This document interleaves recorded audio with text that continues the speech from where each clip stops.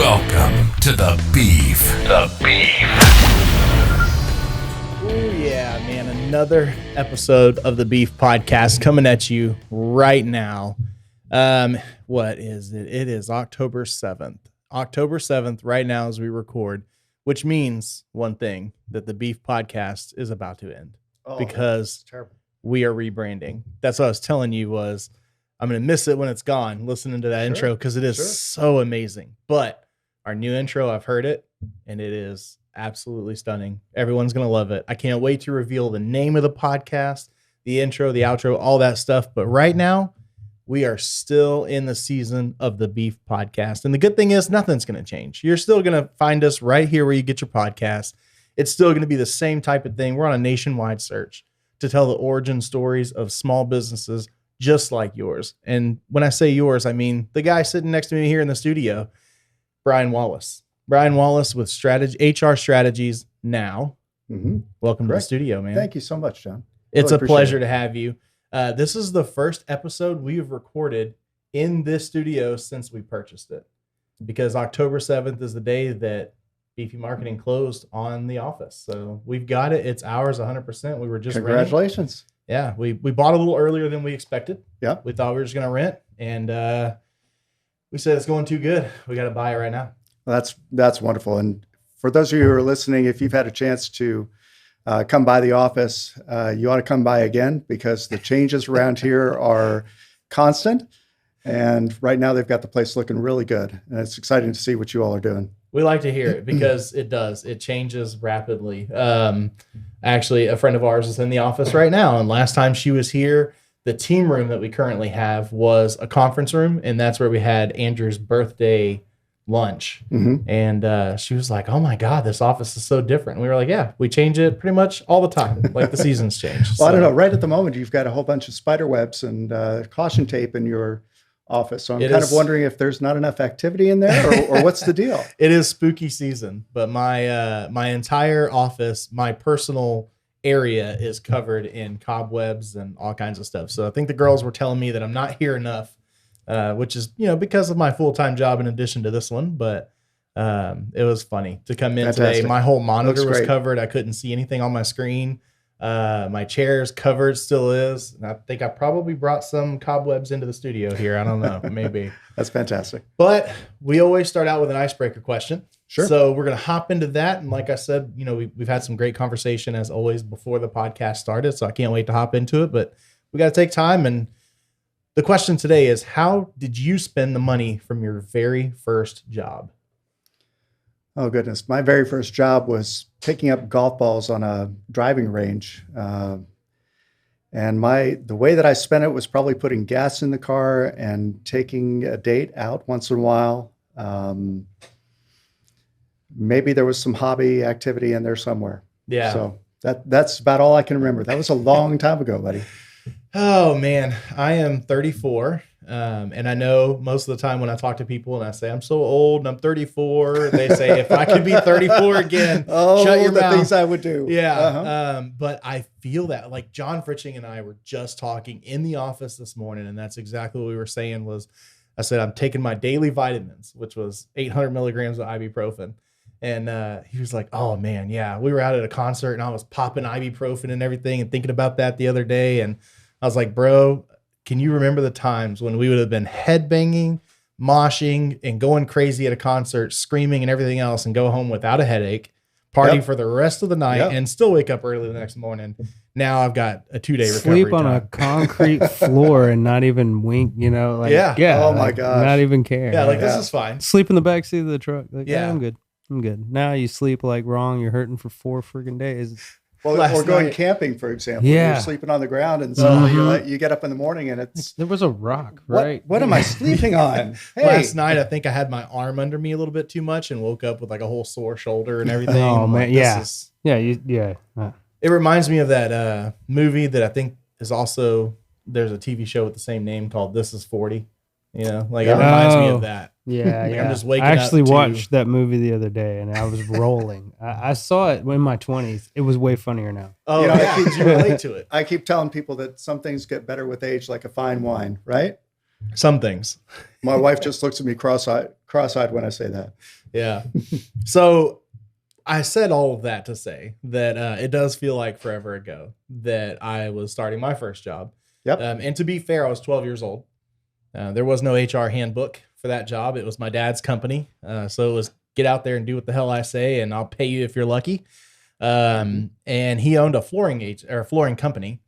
And in that flooring company, basically my job was to go out and, if we wanted new floors here in this studio, somebody's got to come out and remove all this carpet, all the tack strip, all the glue. And that was me. That's hard labor. Yes. 12 years old, good back at that point in time. Mm-hmm. And a lot of, availability of energy to go out there and do that stuff. Sure. So my dad, who was 48, 49, 50 at the time, was like, yeah, I'm not doing that. That's your job now. So it wasn't bad, man. 12 years old, and I was making, depending on how many jobs I had for the weekend, $200 to $400 a weekend. That's a lot of money to at 12 work years 2 old. days.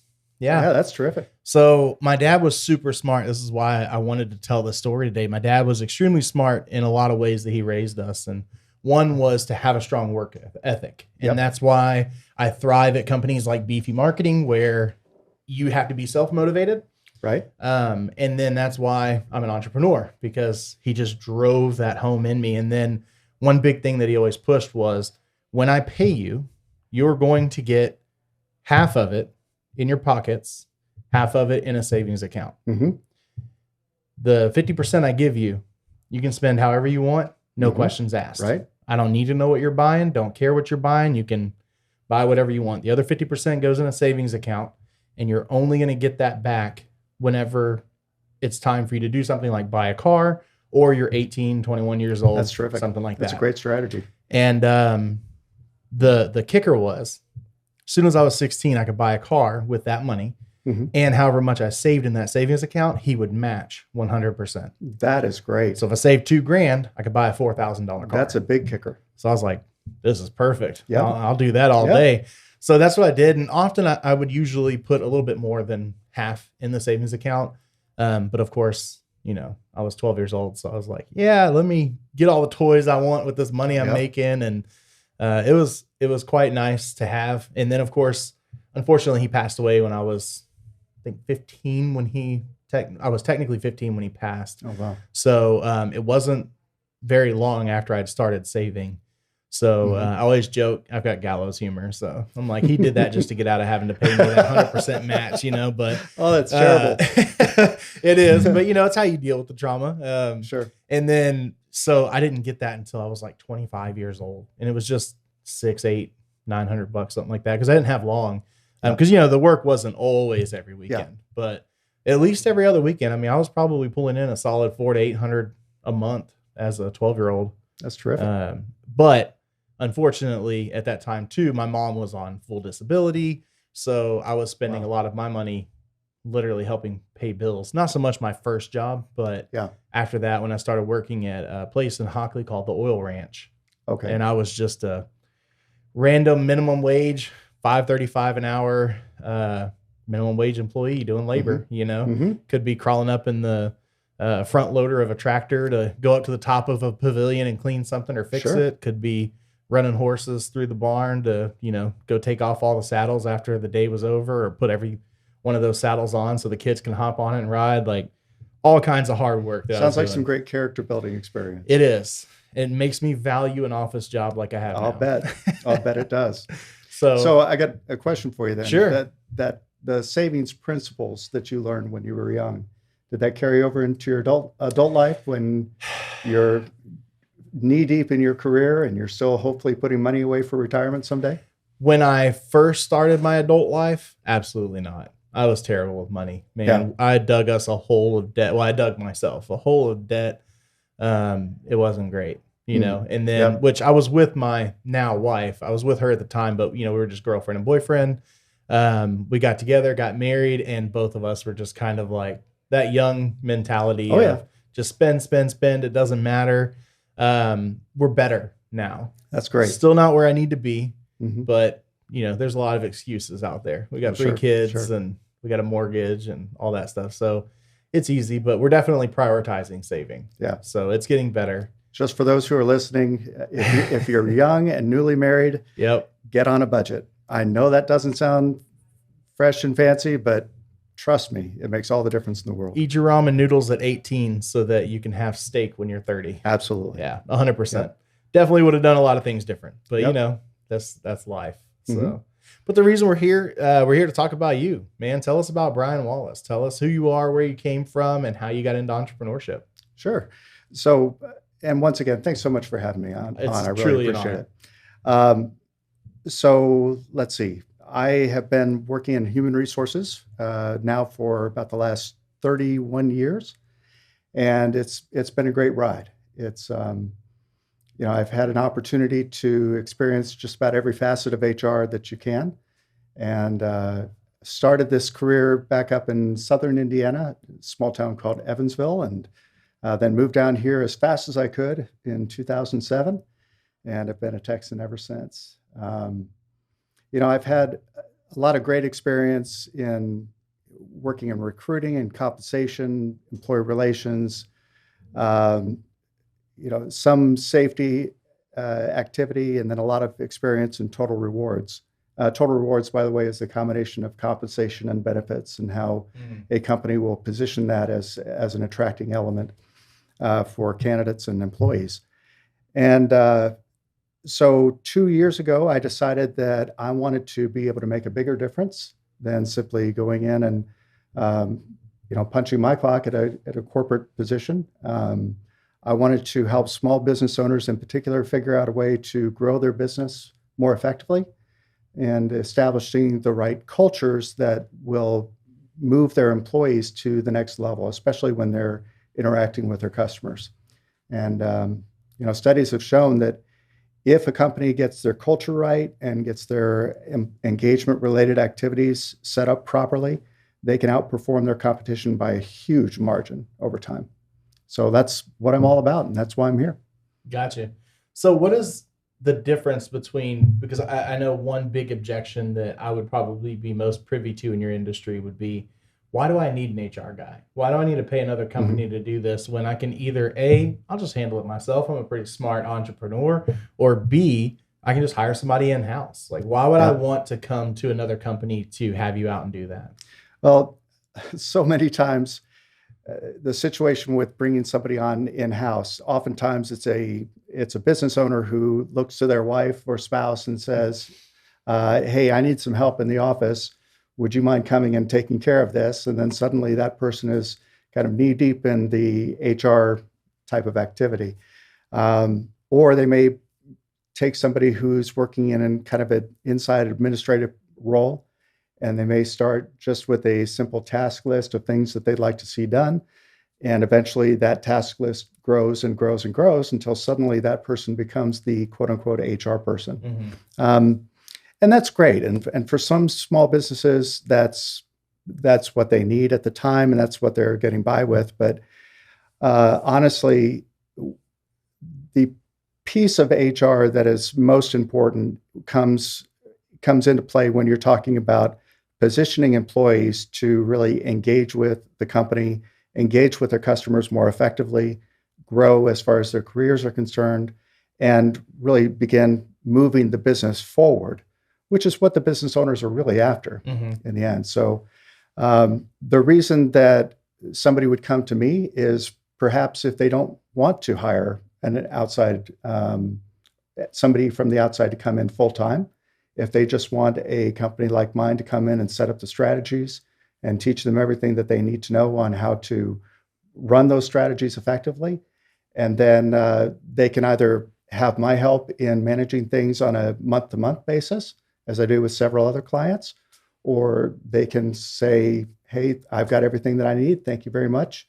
And I'll continue to check on them periodically. But it's all at the level that they want to achieve. Okay. But it's about moving the business forward, and it's about positioning the company for growth. That's the whole purpose in all of this. And sometimes you may get lucky and you might find somebody who's a shining star, kind of starting off in these quasi HR positions, but it really benefits these small businesses to hire somebody who has some great experience and who's seen over the years what works, what doesn't work, where are the pitfalls, how can I avoid the pitfalls. It's just a matter of somebody taking you by the hand and saying, okay, here's where we're starting, here's where you want to go. Now let's walk together and I can help you to get there more effectively. I gotta imagine. Does that make sense? No, it makes perfect sense. And I gotta imagine too, like, I know obviously every place is different. So what someone's going to pay, there's probably an HR director out there that would do it for $35,000 a year. And there's probably an HR director out there that demands 110, 115, 130,000 a year as a director, just because of the difference in what that employee wants. But I have to imagine that as a whole, probably by the time you add in, like you said, all the benefits and the pay, people don't think about having to give someone medical benefits, retirement, and how expensive. Like that's a way that I kind of pitch Beefy Marketing to people is I'm like, yeah, you can have a marketing director. You can hire, a guy or a gal for marketing alone and pay them to do the job. But at a minimum, you're probably going to spend 50, 60,000 in salary alone. Right. If you want a really good one, 80, 90, 100,000 or more. Then you got to add in, 10 to 15,000 for health benefits, 10 to 15,000 for your retirement and fringe benefits, all that stuff. And by the time you add in all this stuff, it gets expensive. So if you come to an agency where that's what we do, we're the professionals. And it sounds like, correct me if I'm wrong, but it's similar in the way that you can be as involved as needed or as standoff as needed. That's correct. Just kind of you tailor it to what that company's needs are. That's absolutely correct. And not just what their needs are at the time, but where the business owner wants to take the business over the next 3 to 5 years. And your comparison between the two is really pretty solid because, you can go out and hire somebody that's a full-time HR specialist, right, or manager. But the benefit that I bring, just like you, is that somebody can bring me in who's an experienced manager or director level employee, and they can pay less than what they would be paying even an administrator, somebody who's just dealing with administrative functions. So there's a lot of background and experience that comes along with that. And one of the reasons that I chose this model is because I'm able to reach out and help a number of different people simultaneously. And that works out really well for everybody that's involved. That makes sense. I know we talked about this a little bit before the show too, but I can sense the excitement in your voice when you talk about HR being able to take companies where they want to go. Yeah. And I mean, I'm not going to lie. I was full disclosure with you before we got on the show. Were. HR is like, for me, it's just something that typically bores me.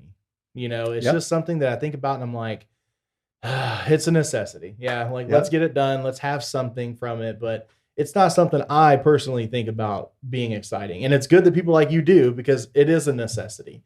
Yeah. But what is it that excites you about HR that much? And what is it that just drives you to be able to change a company and have such an impact on a company just from an HR perspective? Well, John, first of all, the perspective that you have is pretty common out there. And unfortunately, it's just because of what so many different people have experienced in their lives when they are working with an HR professional. If they're an entry-level professional, it's just kind of compliance and administration, a lot of the time.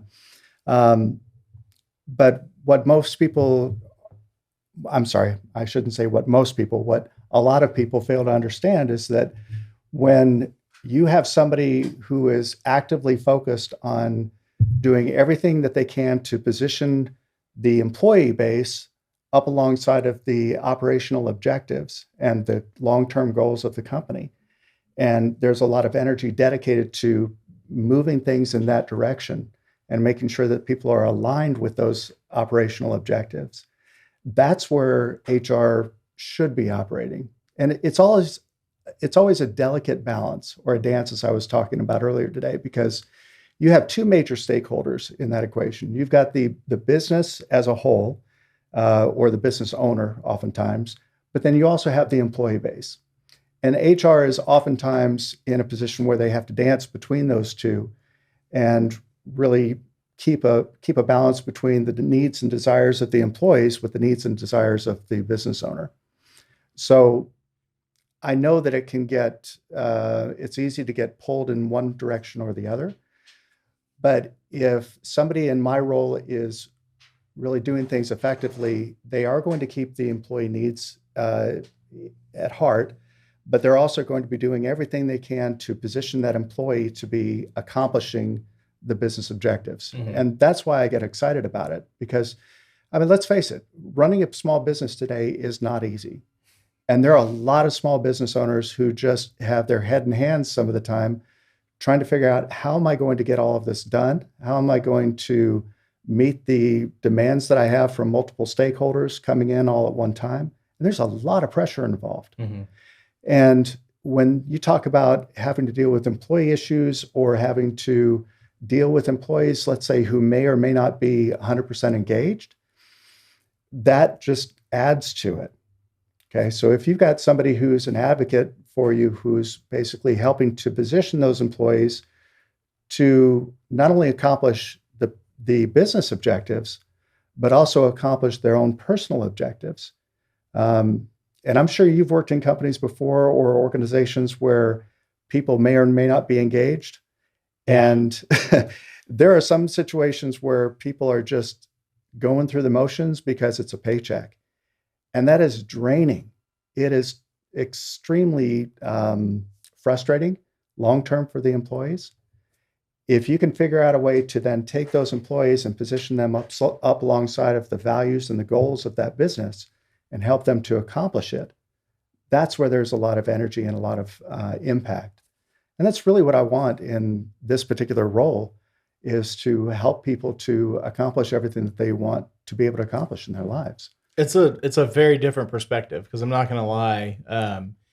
Even though, you're not like the full-time HR person that's here in the office, like I don't see you as the one that's like, oh, HR's here, got to be on the best behavior, because you're paid police, by right? the company, so you're going to do what the company wants, essentially. Even if you were to say like, hey, this ain't a great idea, to a degree. But even when you walk through the door, I was just laughing because here at Beefy, we had our handbook redone recently. Right. And Andrew you put and I everything finished together that and send recently. it out to be signed and all that stuff. And I was just reading over it to see everything that's in it. Even though I'm just saying I got it, I still want to know what's in the handbook. And when you walked in today, I had my nice little Dos Equis sitting on my desk, and I just still kind of like slid it over to the other side a little bit. Like, the HR handbook definitely said not to have any beer at work, but we drink at work, So I know that we kind of started touching on how HR always seems like a CYA, or like it's punitive, or something like that. So it's interesting to hear that from a different perspective of, no, it also is there to build you and give you the tools you need in order to be an effective leader, or be an effective whatever it is you are, an effective salesman, an effective people manager, if you're some type of director over certain departments, or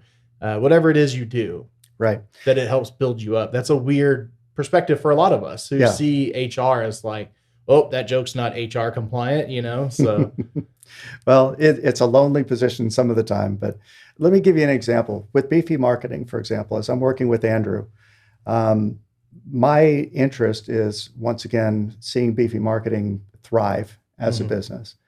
And if I'm doing things the right way, then I'm going to make sure that everything that I'm doing is positioned to help you to do that. Okay. So it's not about being the fun police. It's about creating an environment, creating a culture where people can come in, they know what's expected of them. They know that there is an opportunity to be able to grow the business, because that's going to mean incredible things for the employees down the road also. And, so when you talk about a handbook, just as a simple example, it's all about making sure that people are clear on what the vision for the organization is, how it needs to be accomplished, and how they need to operate within or as a member of that team to support each other and to keep everything moving the way that it needs to.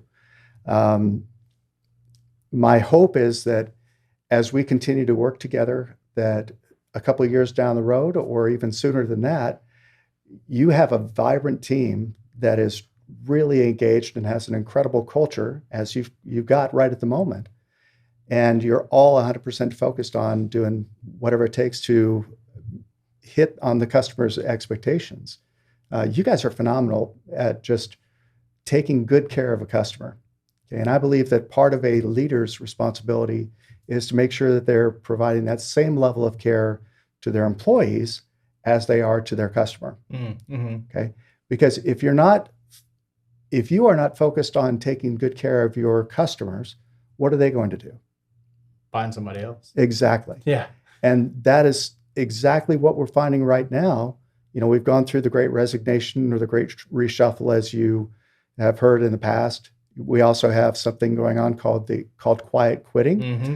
where people My TikTok addiction has made me privy to that. Okay. Yeah. And the simple fact is that there are so many people out there right at the moment that are disengaged, if not actively disengaged, with what goes on at work. And it's hard for a business owner to really take that business to a whole other level if you've got an employee team who's not 100% behind it and actively working toward making that happen. So if we can drive the right culture and create a better engagement level, then that gives the business a better opportunity to really thrive long term.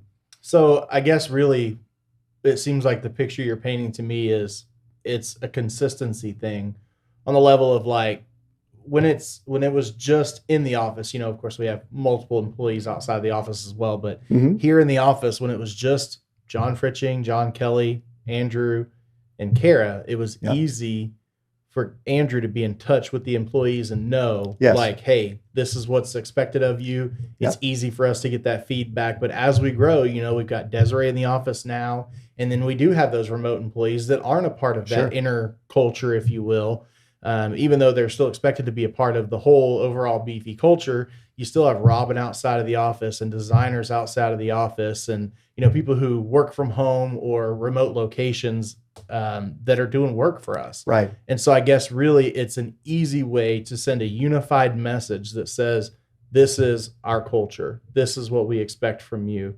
So that, one day when Beefy has 10 different locations, corporate headquarters and podcast studios and music studios and whatever else we want to build, it would still create that consistency where even though now we went from a team of 10 to 100, the message is the same.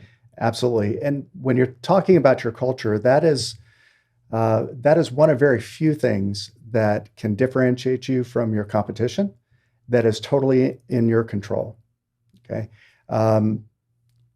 You can always compete on price and you can compete on location or product quality, that kind of thing. Okay, that's a given. And those are very important. But the thing that you can't easily replicate from one company to another is its culture. Okay. And smart business owners will actually be looking at that as a differentiator, something that they can use to be able to outperform their competition. And unfortunately, this is one of those things where if you just rely on compliance and administration, you're never going to be able to experience that competitive differentiation that you're looking for. Okay.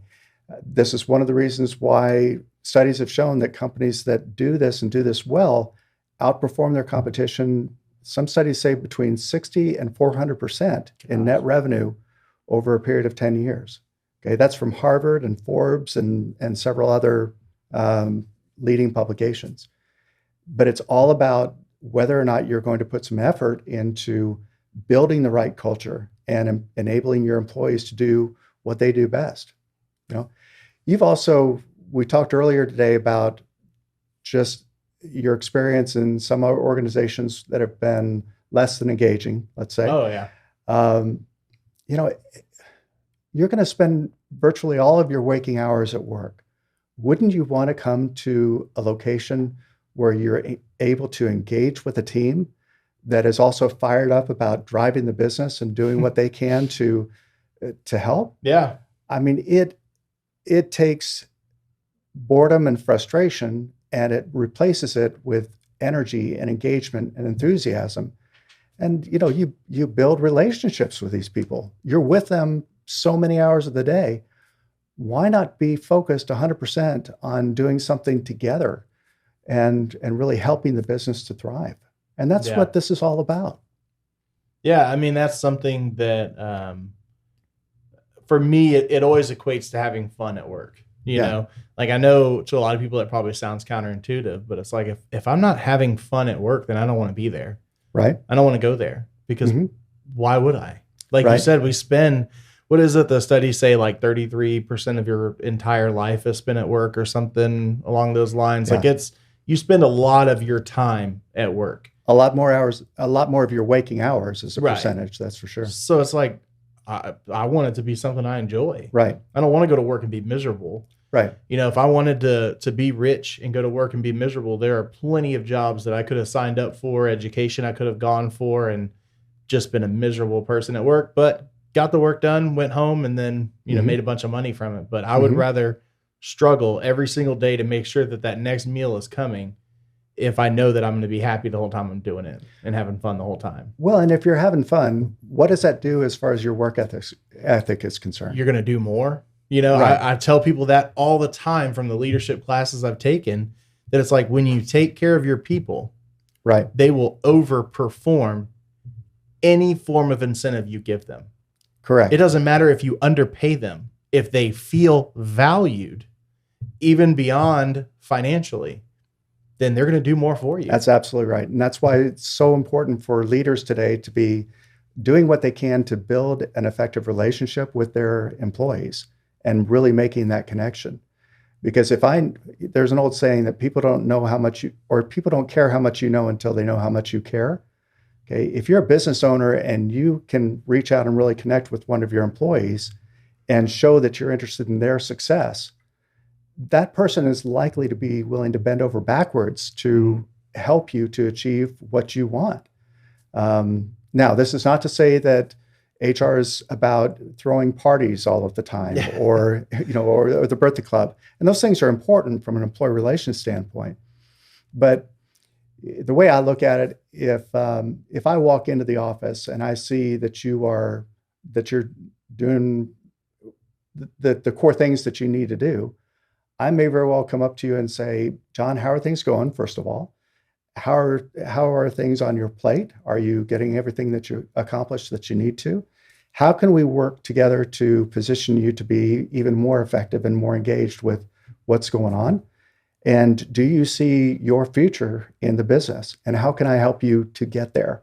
And by the way, here are a few things that are going on within the business as a whole that you need to know about to position yourself to better support, those core activities. Mm-hmm. So, and Andrew and I guess this is one other thing that's important to realize is that if an HR person is doing what they need to, they're also going to understand quite a bit about the business itself. So the other day when Andrew and I were going through the final revisions on the handbook, we're talking about not only HR activity, but we're talking about where he wants to take the business and some of the projects that you guys have going on. Sure. And there are some really exciting things that you guys have coming down the pipe. It's amazing. And I'm thrilled for you guys because I think, your listeners, folks, if you're not using Beefy Marketing, you need to look seriously at it because their activity and the things that they have coming down the pipe are really pretty exciting. And I swear I didn't tell them to say that at all. I did not tell them to say that. But no, well, I mean, obviously, I want to be an advocate for you because I believe in what you're doing. I'm biased because I work here, but that's why I show up to work here. Sure. Because I know, Andrew cares. Absolutely. And that was not only about us, but about the customers. Because that was one thing before I ever came here to sell a product. I was like, I don't sell products that I don't stand behind. So I'm not going to sign up to sell a website if you make crappy websites. I need to see what kind of work you're doing and trust that's integrity. You're doing good work because I'm out here preaching your message. So if I'm out here telling these people, hey, we're the best thing since sliced bread for marketing, and then we deliver a subpar product, that's a problem. Right. And that's integrity. Me. Right. And that's valuable. Absolutely. We talked when I first came in today about one of your values in particular, or the culture in particular. And what is that one cultural element? It's the give a shit factor. Yeah. Okay. Which is that's what is cool about the handbook is that that's something I told you when you walked in. I was like, hey, I don't just totally devalue HR and handbooks and whatnot, because I like that that's in there because it's a selling point for us. Like, not only is that just something Andrew says, but that is something that Andrew wrote down. And a guest we had on recently, he always says that if it's not written down, then it's not your goal. That's it's absolutely not right.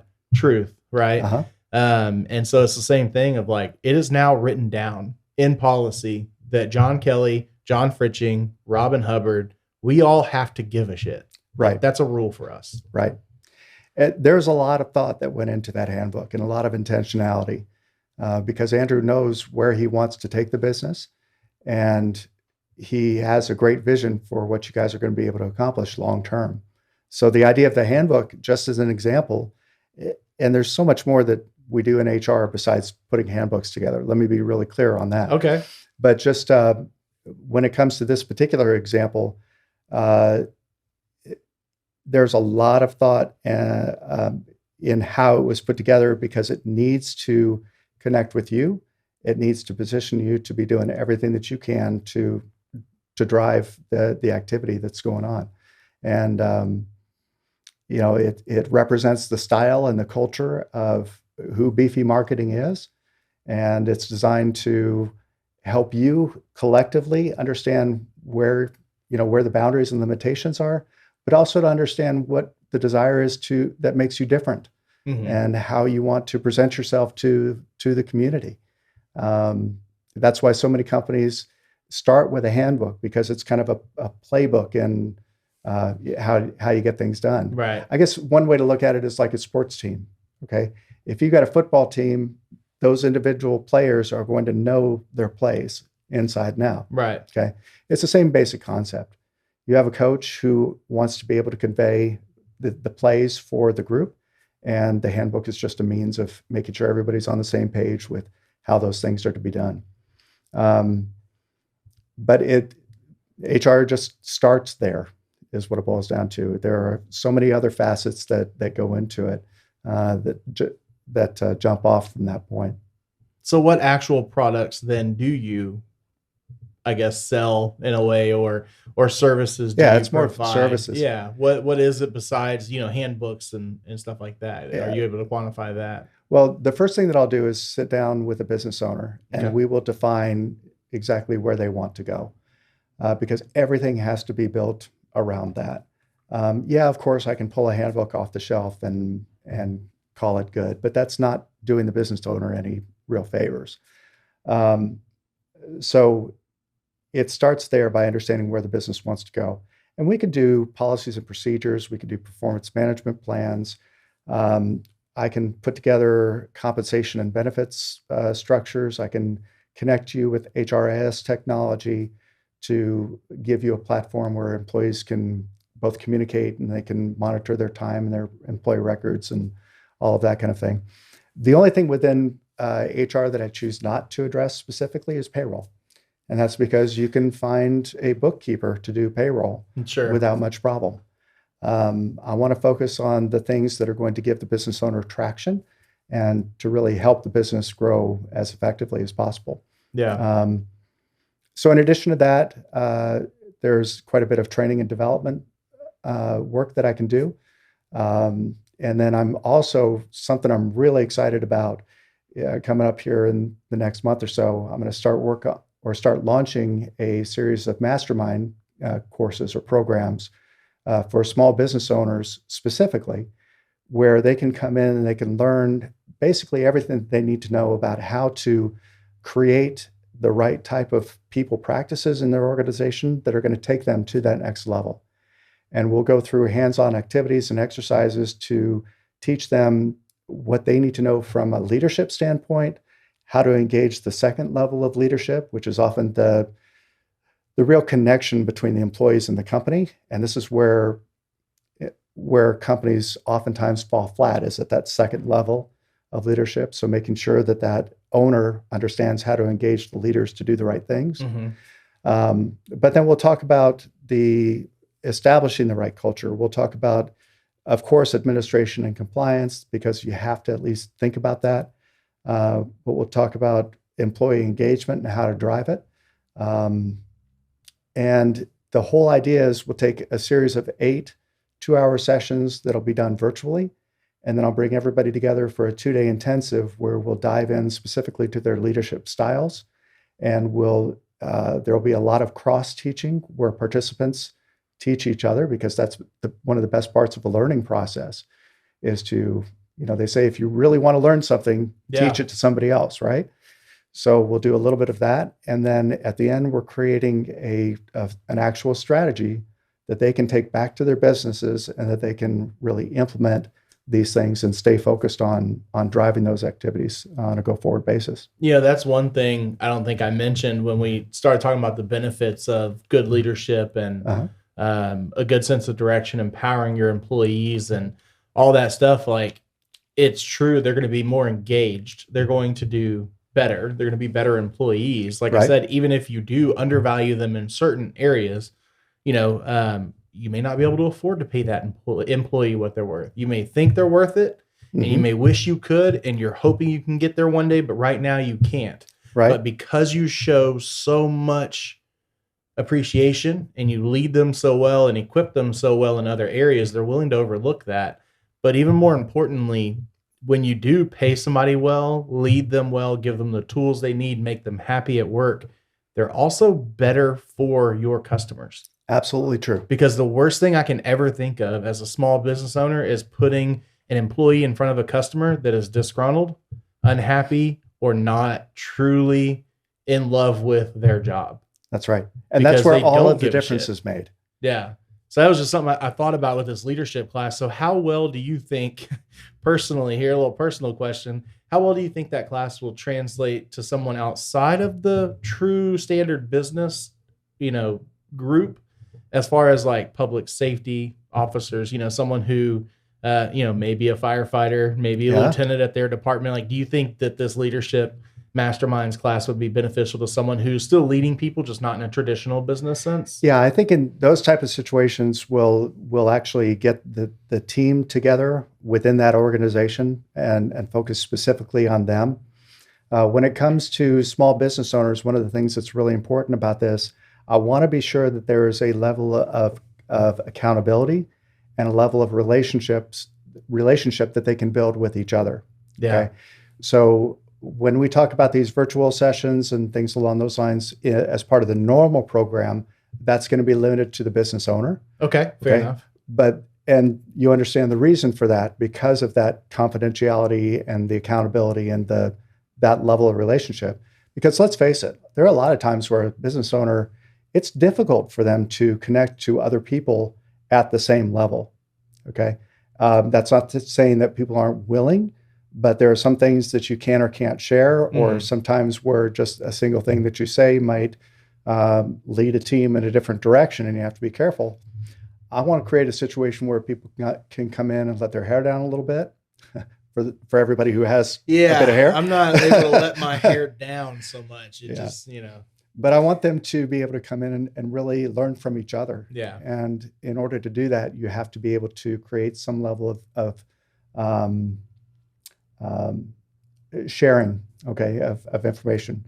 Not to say that they will share strategic secrets or things along those lines, right?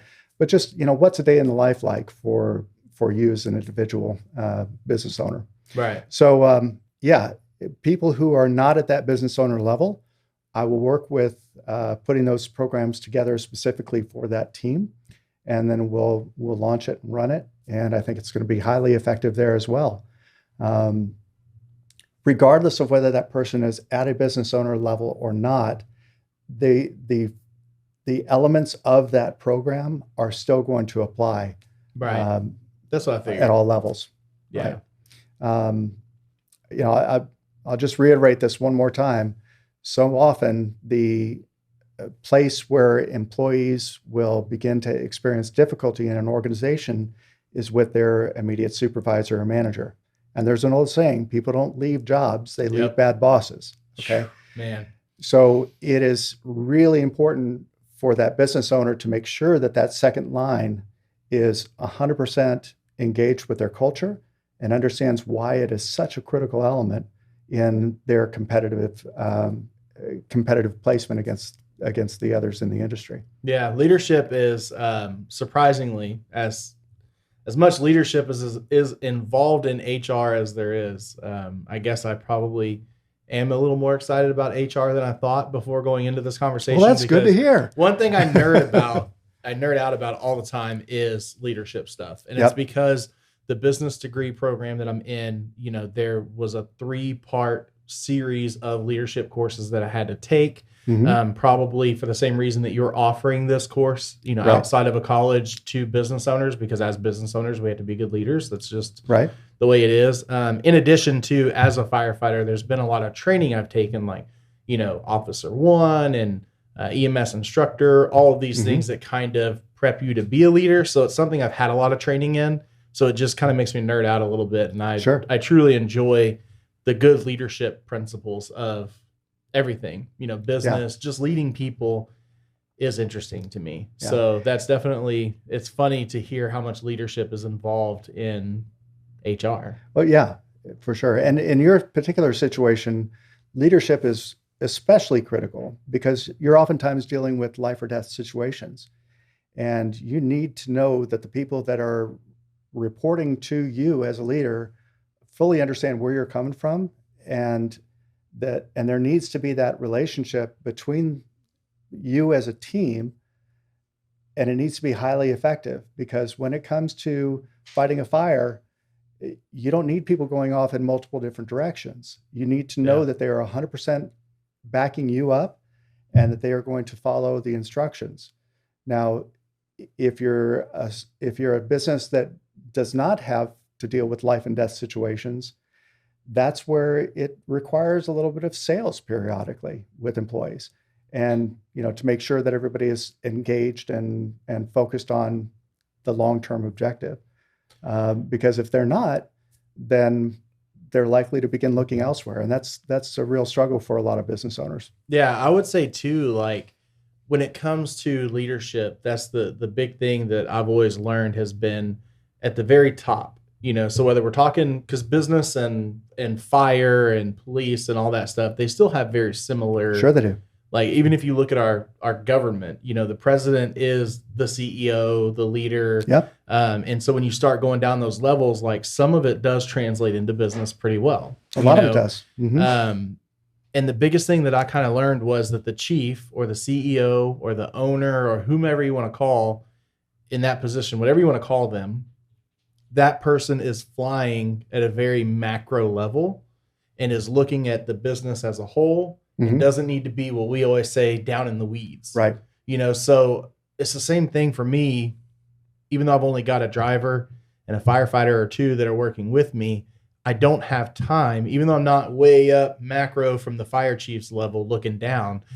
I'm just a little bit higher than that. And it's like, they don't always have that time to give you every step-by-step direction. That's right.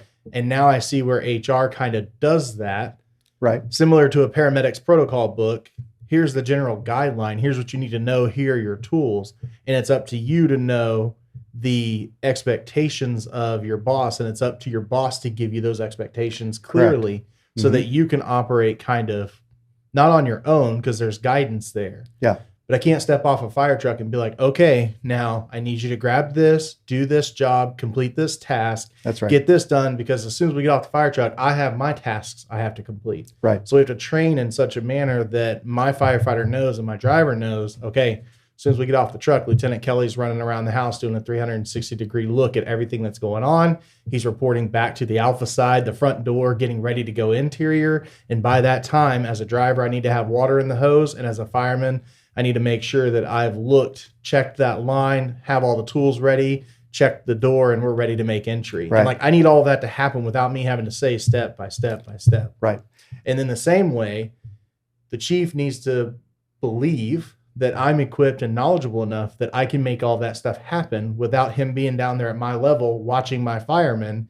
He's got to have that trust in me. That's right. And I can so equate that to Andrew. Andrew wants me to know the core values, wants me to abide by them, say the things I need to say.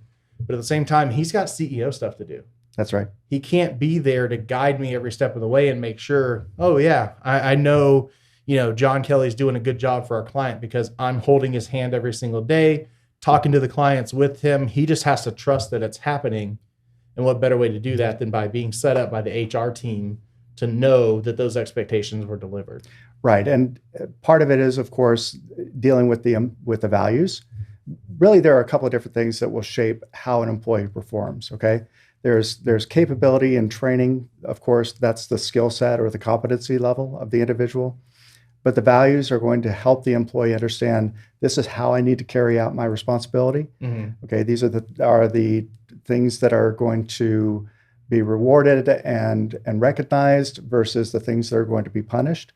Okay, that's all part of the values and how you want to present yourself to the outside community.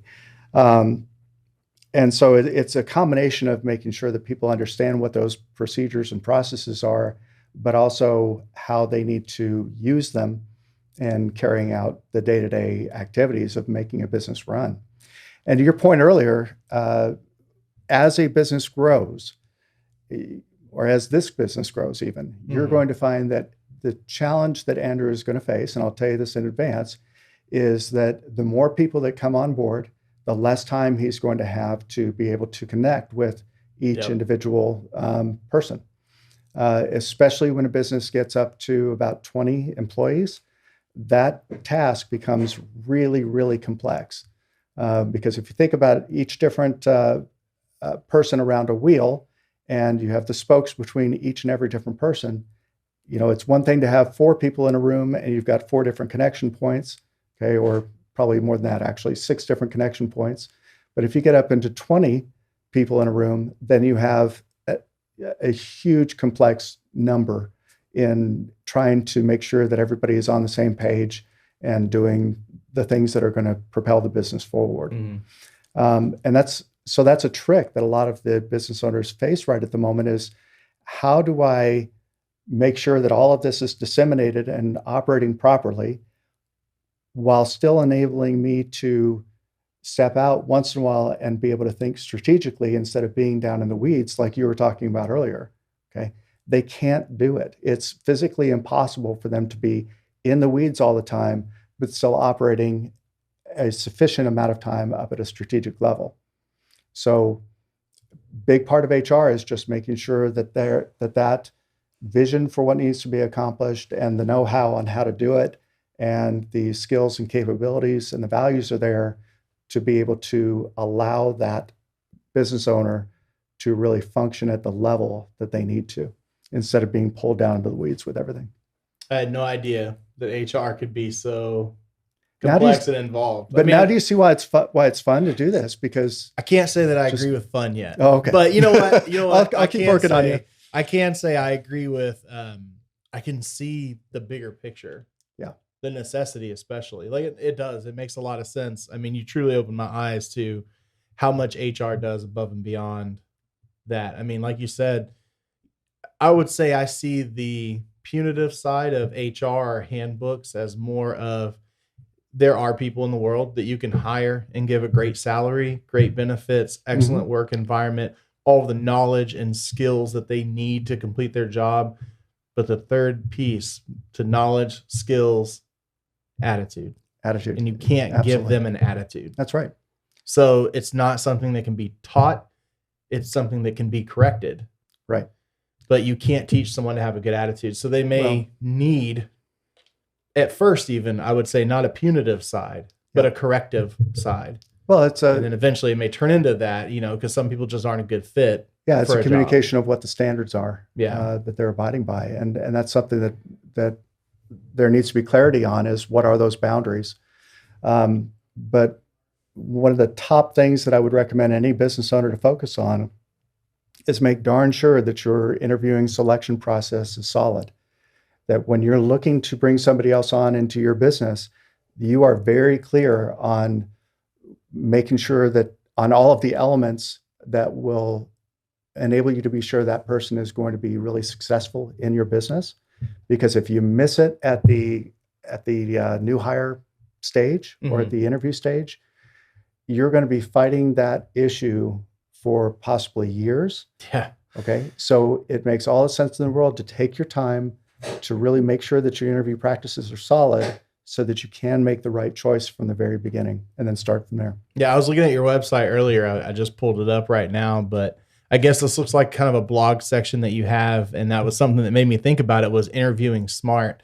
So it looks like maybe even if I'm not a paying client, you're still a good resource to go to, check out your website and see what type of blog posts you have out there. And you're educating people on podcasts like this, on your blogs, your website, all of that. Even when you're not a paying client, you can still get some knowledge from Mr. Wallace. You know what? I've always said that I guess I like Zig Ziglar and some of his speeches, if you will, but he always said that if you help enough people get what they want, you can get everything that you want. And that's the way I position my approach with people and the business as a whole. So if I can help them to take another step, then someday I'm going to look back on that and I'm going to find that that was helpful.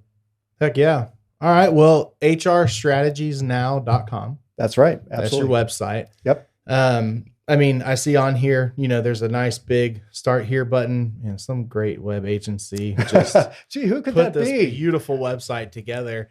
So how is the best way to get in touch with you? Go here and get that complimentary consultation? Yeah, I would be more than happy to sit down and talk with somebody, either face-to-face or via phone call or Zoom.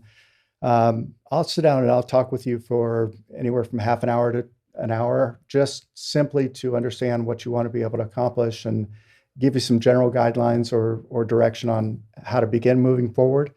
If you want to engage me in those activities, that's fantastic. I'm more than happy to help.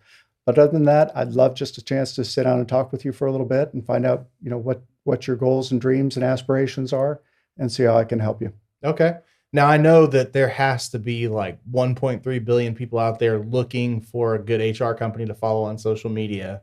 So are you on social media, or is that I am something? on social media. Okay. Yep. All right. And here in the near future, there's a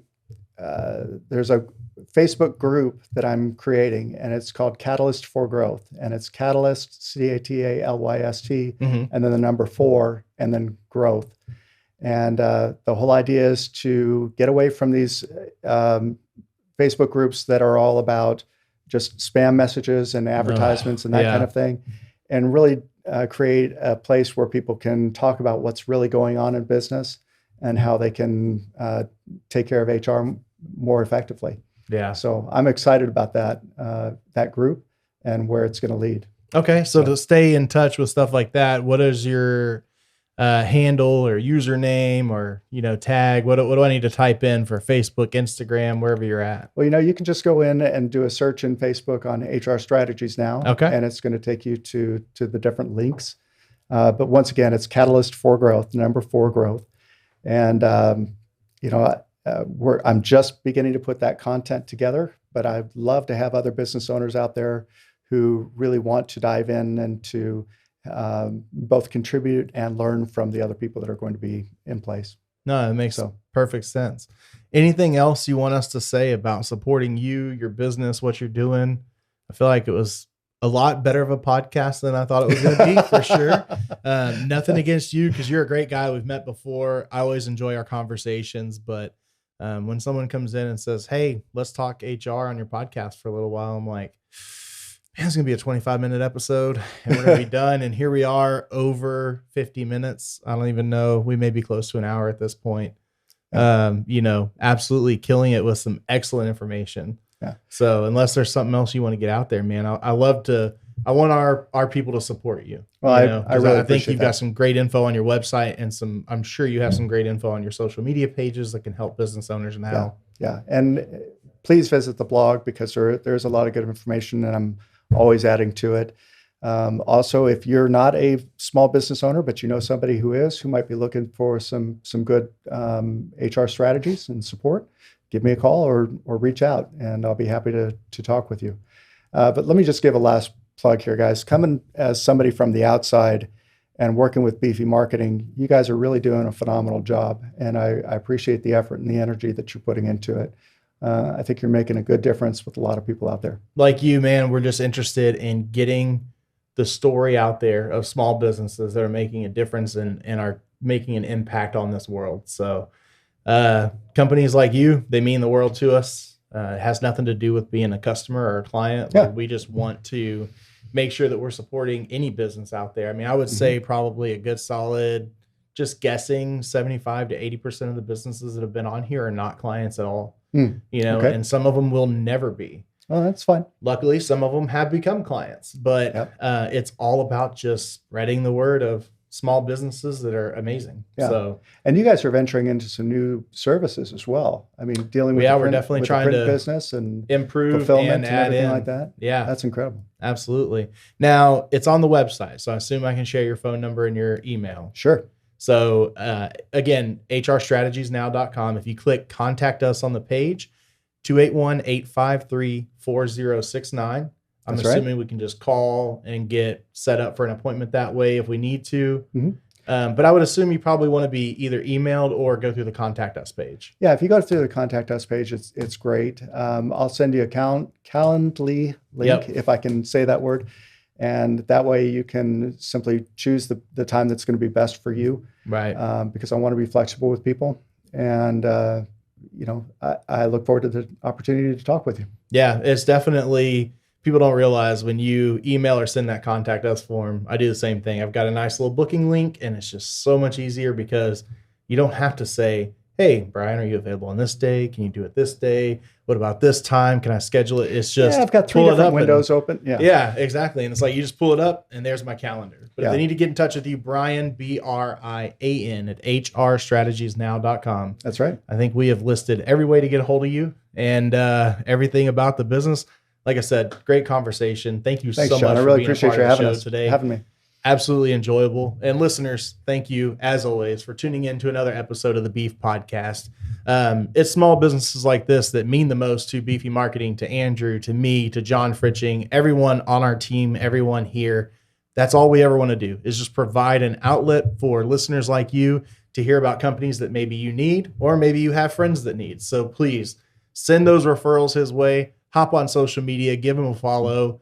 If you need him, check him out. HR doesn't always have to be boring. I think we proved that on this show. So thank you for tuning in. Thank you for the support as always. And man, this is one of the last episodes of the Beef Podcast. We've got a whole new podcast coming up soon. Better things are ahead. Yeah, get ready to hear all about that and the launch of that. But until then, that was another episode of the Beef Podcast. Another Thursday for us when we release every single week, but could be any time that you're listening right now, anywhere you get your podcast. So give us a like or a follow, helps us help small businesses just like this one. And until the next one, stay beefy, my friends. You've been listening to The Beef. Thanks for listening. Make sure to like, rate, and review. We hope you've gotten some useful and practical information that you can use. And we'll be back soon. But in the meantime, follow us on social media.